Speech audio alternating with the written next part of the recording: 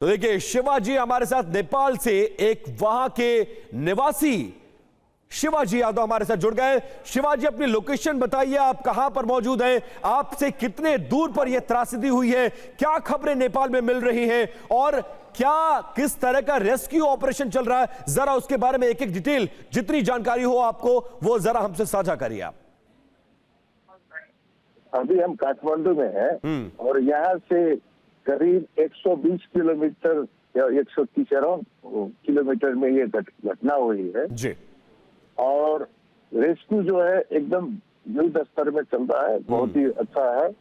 और जो है वो सैलाब ही ऐसा है कि रास्ता भी नहीं है जाने का, और हेलीकॉप्टर से गवर्नमेंट ने जो है अपना जो नेपाल आर्मी का हेलीकॉप्टर प्लस जो प्राइवेट सेक्टर के जितने हेलीकॉप्टर है सभी को स्टैंड बाय रखा है। सारे हॉस्पिटल जो है अलर्ट है और जो बन रहा है वो सभी उद्धार के लिए जो रेस्क्यू का सभी काम अभी चल रहा है यहाँ पर। और उसका इम्पैक्ट क्या है कि 3 जिला में तो हो ही है कि 3 डिस्ट्रिक्ट में, और उसका इम्पैक्ट जो है और भी डिस्ट्रिक्ट में, क्योंकि नेपाल तो पहाड़ी एरिया है और नदी का जैसे जैसे बहाव आते जाता है। तो लेकिन शिवाजी एक बात मुझे ये बताइए, 3 से 4 जिलों में इसका प्रभाव है, तस्वीरें पूरी संभावना है कि आपने देखा होगा कि कैसे पूरे का पूरा गवर्नमेंट बिल्डिंग बह गया, पुल बह गए, मकान, कई गांव बह गए, मरने वालों का आंकड़ा, प्रभावित कितने लोग हैं, कितने लोग गायब हैं, उसको लेकर कोई आंकड़ा, कोई डिटेल, कोई इंफॉर्मेशन अब तक?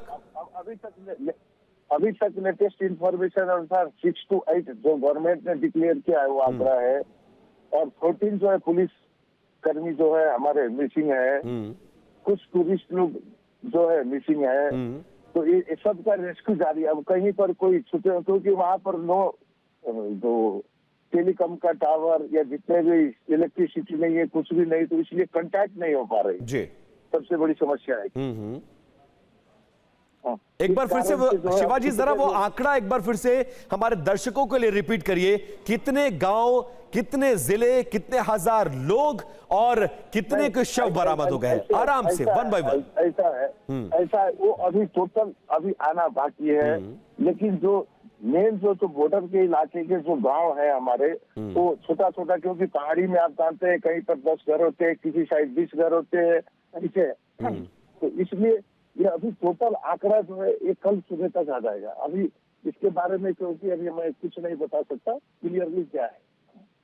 ठीक है शिवाजी, ठीक है, आप बहुत ध्यान रखिए अपना। और नेपाल इस वक्त मुश्किल दौर में है, भारत के प्रधानमंत्री ने बात भी किया है, हमारी भी संवेदनाएं हैं। फिलहाल आपका बहुत शुक्रिया हमसे जुड़ने के लिए। अब देखिए नेपाल में बहुत बड़ी त्रासदी आई है और मौत कितनी हुई है वो जरा डिटेल्स और कुछ आंकड़े आ गए हमारे साथ। देखिए 15 से ज्यादा मौत रिपोर्ट की गई है। तबाही कहां कहां पर हुई है वो जानना जरूरी है।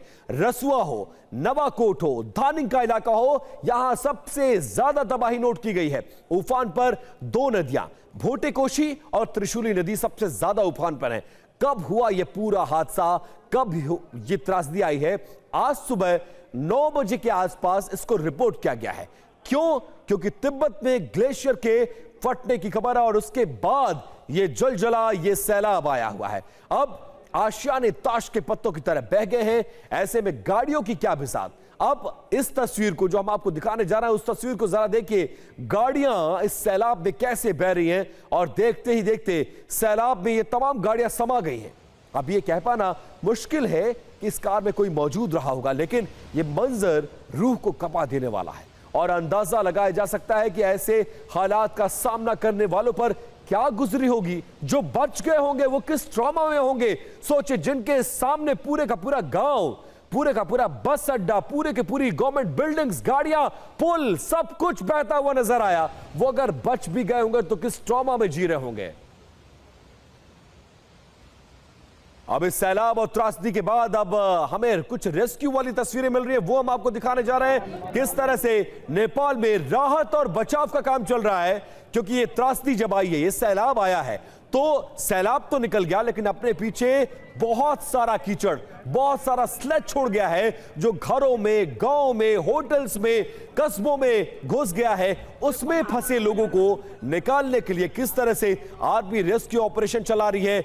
गवर्नमेंट के जितने, यानी नेपाली आर्मी के जितने हेलीकॉप्टर्स है, उसको इस रेस्क्यू मिशन में लगाया गया है। और कैसे नेपाली आर्मी के जवान इस वक्त उन गांवों में पहुंच गए हैं जो गांव बह गए हैं। स्लज जहां पर सबसे ज्यादा आया है। घरों में कीचड़ कैसे घुस गया है, अब इन घरों में रह पाना बहुत मुश्किल है। कीचड़ को बाद में निकाला जाएगा, लेकिन सबसे पहले कैसे इस कीचड़ में फंसे लोगों को निकाला जा रहा है,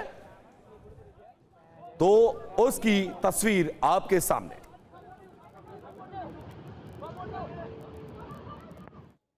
अब इन तस्वीरों को देखकर अंदाजा लगाया जा सकता है कि यह सैलाब प्रलयकारी है। भोटेकोशी नदी में उसके किनारे मौजूद सैलाब की अब दूसरी तस्वीर हम आपको दिखा रहे हैं, कैसे पूरे वेग के साथ सैलाब आया है और यहां मौजूद घर भी इसकी चपेट में आ गए। और फिर उसी वक्त लोहे का पुल जो दोनों नदियों के इस पार और उस पार रहने वाले लोगों के लिए ट्रांसपोर्टेशन का काम करता था, जरा वो पुल कैसे बहा है। अब दो तस्वीरें आपको दिखाने जा रहे हैं। पहले इस सैलाब के आने से पहले इस जगह पर क्या मंजर था, जरा वो देखिए और ये देखिए। अब ये पहले की तस्वीर है।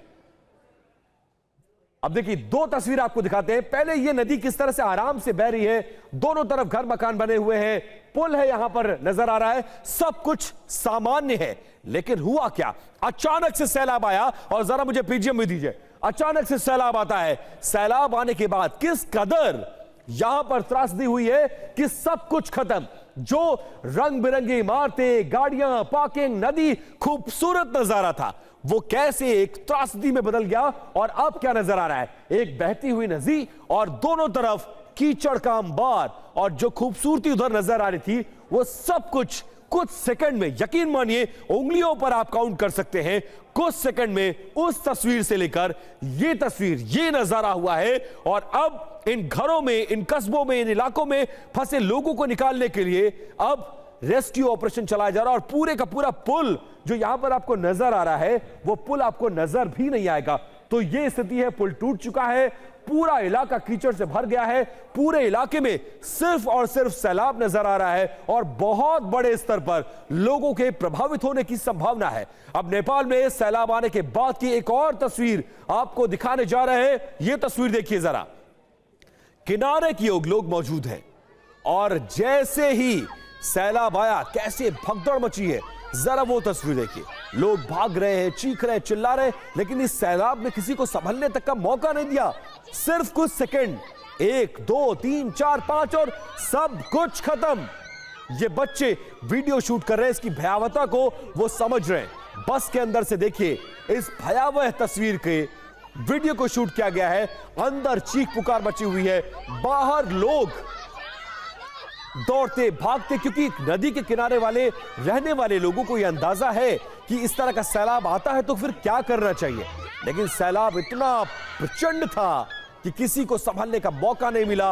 अचानक से करोड़ों करोड़ लीटर पानी आया और वो अपने साथ पूरे इलाके को बहा ले गया। और जो तस्वीरें आ रही है नेपाल से, वो बहुत ज्यादा डरा देने वाली है। 2015 में इसी तरह की त्रासदी आई, तब भूकंप आया और तब 10,000 से ज्यादा लोग नेपाल में मारे गए थे। यह उसी जैसी त्रासदी है। हालांकि आंकड़ों का आना अभी बाकी है। 1000 लोगों के प्रभावित होने का आंकड़ा आया है, 17 से ज्यादा मौत और कहीं ना कहीं सैकड़ों लोग लापता बताए जा रहे हैं। अब नेपाल में यह खौफनाक तबाही हुई है और तिब्बत की ओर से यह रिपोर्ट किया जा रहा है कि अचानक तिब्बत की ओर से यह बाढ़ आई है। नेपाल के रसुआ को सबसे पहले अपनी चपेट में लिया और उसके बाद भोटेकोशी के तेज बहाव में कई इलाके बह गए। नेपाल में आए सैलाब में 1000 से ज्यादा लोगों के बहने की संभावना है। और जिस तरह का स्लज, जिस तरह का मलबा, जिस तरह का बहाव है, इसमें किसी के बचने की संभावना बहुत कम है।